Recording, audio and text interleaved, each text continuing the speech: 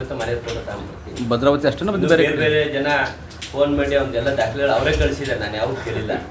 ಎಲ್ಲೆಲ್ಲಿ ಯಾವ್ಯಾವ ಸಂಬಂಧಗಳಿದಾವೆ ನಾವು ಎಲ್ಲದೂ ಸೋಷಿಯಲ್ ಮೀಡಿಯಾ ತಾವು ನೋಡ್ತಾ ಇದ್ದೀರಿ. ಈಗ ಎಲ್ಲೆಲ್ಲಿ ಏನೇನು ಕಾರ್ಯ ಅವನ್ನೆಲ್ಲ ನಾನು ವೈಯಕ್ತಿಕವಾಗಿ ತಾಳಕ್ಕೆ ಹೋಗಲ್ಲ. ಉತ್ತರ ಕೊಡೋದಿತ್ತು, ವೈಯಕ್ತಿಕವಾಗಿ ಮಾತಾಡಿದ್ದೆ. ಅದು ರಾಜಕೀಯವಾಗಿ ಮಾತಾಡಿದ್ರೆ ಸಹಜ, ರಾಜಕೀಯ ನಾನು ಒಂದಿರ್ತೀನಿ, ಒಂದು ಮಾತು ಅವರು ವೈಯಕ್ತಿಕ ವಿಷಯಕ್ಕೆ ಬಂದಿರೋದ್ರಿಂದ ಇವತ್ತು ಮೊದಲನೇ ಬಾರಿ ನನ್ನ ಜೀವನದ ಹೇಳಕ್ಕೆ ಕೇಳ್ರಿ, ಆಯ್ತು ಬಂದು ಮಾತಾಡುವಲ್ಲಿ ದಾಖಲೆ ಸಮೇತ ಮಾತಾಡ್ತೀನಿ. ಸುಮ್ಮನೆ ಆತನ ಗಾಳಿದ ಗುಂಡು ಹೊಡೆಯಲ್ಲ.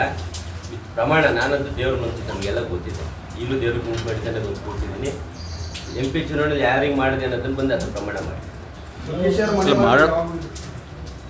DK ಶಿವಕುಮಾರ್ ಅವ್ರ ಮನೆ ಬಗ್ಗೆ ವಿಜೇಂದ್ರಣ್ಣ ಅಧ್ಯಕ್ಷ ಆಗಿಂತ ಮುಂಚೆ ಭಾಳಷ್ಟು ಸರಿ ಆಟಾಡಿದ್ದಾರೆ. ನಮ್ಮ ಡಿಸ್ಟ್ರಿಕ್ಟ್ ಮಂತ್ರಿಗಳ ಹತ್ರನೂ ಆಟಾಡಿದ್ದಾರೆ, DK ಶಿವಕುಮಾರ್ ಮನೆ ಬಗ್ಗೆಯೂ ಆಟಾಡಿದ್ದಾರೆ.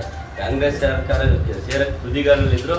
ಆ ಸಂದರ್ಭದಲ್ಲಿ ವಿಜೇಂದ್ರಣ್ಣನ ಅಧ್ಯಕ್ಷ ಮಾಡಿದ್ರು, ಮತ್ತು ಸೀಟ್ ಭದ್ರ ಆಗ್ತದೆ ಅನ್ನೋ ಒಂದು ಉದ್ದೇಶಕ್ಕೆ ಬಂದಿದೆ. ಯಾಕೆಂದರೆ ಇಲ್ಲಿ ಗೊತ್ತಿದೆಯಲ್ಲ ಇವರು ರಾಜಕೀಯ, ನಾಳೆ MP ಸಿದ್ದಣ್ಣವ್ರ ಕಡೆ ಟಿಕೆಟ್ ಎಲ್ಲ ತೊಂದರೆ ಆಗ್ತದೆ ಅನ್ನೋದು ಕಾಂಗ್ರೆಸ್ ಹೋಗೋಣ, ಶಾಂತನಗೌಡರು ಏಜ್ ಆಯಿತು ಅನ್ನೋ ನಿಟ್ಟಿನಲ್ಲಿ ಹೋರಾಟ ರೆಡಿ ಆಗಿದ್ದು.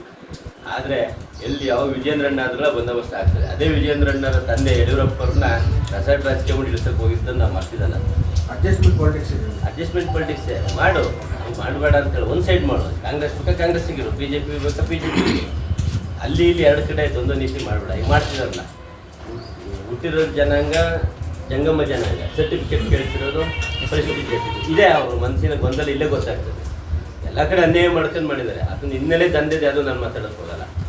ಏನೋ ಕಷ್ಟಪಟ್ಟು ದುಡಿದೇನೆ ಮೇಲೆ ಬಂದೇನು ಒಳ್ಳೇದು, ನಾವು ಸಂತೋಷ. ಏನು ಆರೋಪ ಮಾಡಿದ್ರೆ ಅದನ್ನು ಪ್ರಮಾಣ ಮಾಡೋದು ನಾನು ರೆಡಿ ಇದ್ದೀನಿ. ಆತ ಬಂದು ಪ್ರಮಾಣ ಮಾಡ್ತೀನಿ. ಈಗ ನಮ್ಮ ಪಕ್ಷಕ್ಕೆ ಸಹಕಾರ ಕೊಟ್ಟಿದ್ದಾರೆ, ನಾವು ಅದನ್ನೆಲ್ಲ ಬರಲಿ. ಈಗ ಮಾತಾಡಿರೋರು ರೇಣುಕಸ್ವಾಮಿಗೂ ನನಗೂ ಮಾತಾಡ್ತೀನಿ, ನಡೀತಾ ಇರೋದು.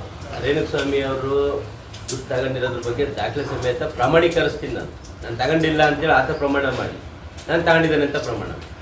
ಕಾಂಗ್ರೆಸ್ ಗೆದ್ದು ಕಾಂಗ್ರೆಸ್ಸು 100ಕ್ಕೆ 100 ಸ್ವಂತ ಶಕ್ತಿಯಿಂದ ಗೆಲ್ತು. ಆದರೆ ಇಂಥ ಒಂದು ಒಳಗಡೆ ಶಕ್ತಿಗಳು ದುಡ್ಡು ತಗೊಂಡು ಕೆಲಸ ಮಾಡ್ತೀವಿ ಅಂತ ಬಂದು ಯಾವುದೇ ರೀತಿಯ ಕೆಲಸ ಮಾಡೋಕ್ಕೆ ರೈಟ್ಸ್ ಪವರ್ ಇರಲಿಲ್ಲ. ಕಾಂಗ್ರೆಸ್ ಪರವಾದ ಅಲೆ ಇತ್ತು, ಅದನ್ನು ನೋಡಿದ್ರು. ಆ ನೋಡಿ ದುಡ್ಡು ತಗೊಂಡು ಮನೆಗೆ ಸೇರ್ತಾರೆ. ಕಾನ್ಫಿಡೆನ್ಸ್ ಇದ್ದವ್ರು ಯಾಕೆ ದುಡ್ಡು ಕೊಟ್ಟ ಅಡ್ಜಸ್ಟ್ಮೆಂಟ್ ಮಾಡ್ಕೊಂಡ್ರೆ ಅಂತ. ಈಗ ರಾಜಕೀಯದಲ್ಲಿ ಏನಾಗ್ತದೆ, ಕೊನೆಗೆ ಒಂದು ಓಟು ಮುಖ್ಯ ಆಗ್ತದೆ. ಓಟ್ ಹಾಕೋದು ಬೇಡ, ಓಟ್ ಹಾಕೋದು ಕೆಲ್ಸದಾದ್ರೂ ಇರ್ತದೆ. ಅಂಥದ್ದೊಂದು ವ್ಯವಸ್ಥೆ ಆಗಬಾರ್ದು. ಮಾಜಿ ಮಂತ್ರಿ ನಮ್ಮ ಹತ್ರ ಬಂದು ಶರಣಾಗ್ತಾನೆ ಅಂತ ನಾವೇ ಕೊಡಲ್ಲ. ಫೈನಲ್ ಆಗಿ ಲೋಕಸಭಾ ಚುನಾವಣೆ ಅಡ್ಜಸ್ಟ್ಮೆಂಟಲ್ಲಿ ನಮ್ಮ ಸ್ವಂತ ಬಲದಿಂದ ಏನು ವಿರೋಧಿಗಳು ಸುಮ್ಮನಿರೋಕೆ ಏನಾರು ತಂತ್ರ ಮಾಡ್ಬೋದು. ಈಗ ನಾವು ಲೇಟಾಗಿ ಬಂದಿವಿ ಅಂತ ನೀವು ಅಂದ್ರಿ, ಸಾರಿಗೆ ಸರಿ ಮಾಡ್ಕೊಂತಾರ. ಸರ್ ಅದಕ್ಕೀಗ